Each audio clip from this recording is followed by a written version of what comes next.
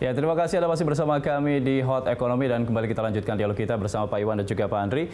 Pak Iwan, terkait dengan window dressing ini, kira-kira strategi seperti apa sih, strategi window dressing seperti apa yang akan dilakukan oleh emiten untuk bisa menggait investor, Pak Iwan?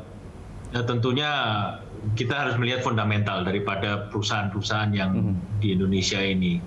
Walaupun bagaimana kalau perusahaannya tidak mereflek baik, biasanya window dress itu juga tidak terlalu akan ada gunanya. Tapi kalau kita melihat adanya prospek daripada perusahaan di Indonesia itu, maka window dressing sangat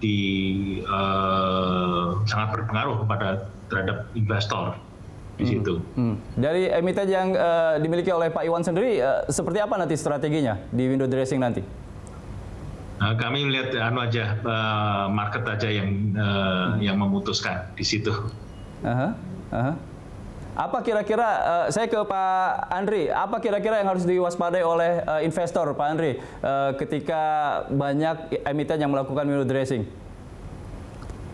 Ya biasanya kalau harga kenaikan sahamnya biasanya sebelum window dressing, biasanya kan window dressing itu biasanya dimulai di pertengahan atau di awal sampai dengan pertengahan Desember. Jadi biasanya kalau misalnya sebelumnya sudah antisipasi naiknya sudah terlalu tinggi, ya saya pikir juga pelaku pasar juga harus hati-hati. Jadi biasanya pelaku pasar akan melakukan aksi resesi keuntungan. Jadi kalau saya pikir sih mendingan cari saham-saham yang fundamentalnya bagus dan juga dari teknikalnya juga bagus untuk ada sinyal buy, dan juga pilih saham-saham yang secara historicalnya juga ikut mendukung adanya dengan banyak didorong oleh window dressing. Contohnya tadi saya bilang nih, saham-saham historicalnya misalnya perbankan, konstruksi, properti itu selama 5 tahun terakhir itu kalau saya lihat selalu menghasilkan keuntungan misalnya 30-50 ya kalau memang terjadi window dressing. Tapi ada yang harus kita antisipasi juga kalau ternyata karena sekarang ini kan orang sudah price in untuk buy kemenangan Biden, tapi ternyata kalau nanti stimulus nanti ada deadlock lagi karena sekarang juga kan Senat juga masih dipegang kuasai oleh Partai Republik. Jadi setidaknya kalau ada deadlock nanti stimulus nanti sekitar dalam waktu November Desember ini kemungkinan akan memicu juga profit taking, juga setidaknya akan membatasi juga potensi kenaikan untuk dari window dressing sendiri. Oke, terkait dengan Pilpres Amerika tadi yang sempat Anda singgung lagi, ada nggak kemungkinan seperti tahun 2000 ketika George Bush menggugat dan akhirnya menang begitu?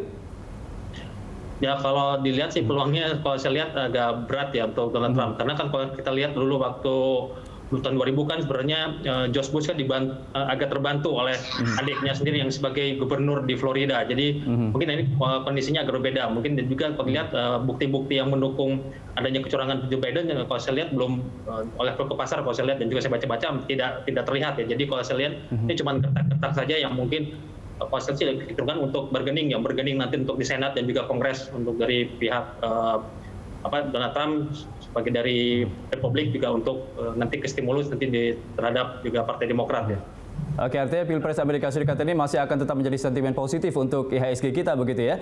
Nah, Pak Iwan, ini kan masih ada kekhawatiran ketika pandemi ini belum selesai dan memang sedikit melandai, tapi ada kemungkinan gelombang kedua di beberapa negara sudah terjadi gelombang kedua. Nah, kira-kira ini akan menjadi kekhawatiran nggak bagi para investor begitu? Tentunya ada tetapi kita sekarang kita mulai terbiasa ya dengan pandemi ini, maka juga investor juga berhitung ya di mana pandemi ini masing-masing negara mempunyai permasalahan yang tersendiri ya. Nah itu jadi saya lihat ada efeknya, tetapi intinya adalah ekonomi harus tetap jalan, di mana itu yang banyak negara-negara besar pun demikian. Oke, artinya ekonomi kita sudah imun meskipun akan ada seandainya nanti ada gelombang kedua dari COVID-19 ini begitu Pak Iwan. Saya minta tanggapan dari Pak Andri. Bagaimana melihat ada kemungkinan dari gelombang kedua pandemi COVID-19 ini?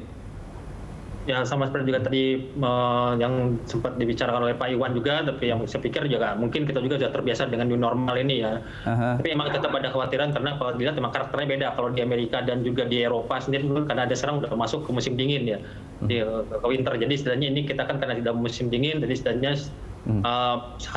ya semoga aja kita berharap memang tidak terjadi ya. Tapi kalau lihat sekarang tren dari pandemi ini sekarang dan juga yang terlihat di Asia juga seperti di Hong Kong, Taiwan, ya di Vietnam juga sekarang trennya untuk pandemi sendiri lagi menurun. Jadi seharusnya kita masih terbantukan ya kita berharap memang tidak ada gelombang kedua untuk pandemi COVID ini. Oke, baik. Kita masih akan lanjutkan dialog kita ke segmen berikutnya. Pemirsa, kami akan segera kembali usai jeda.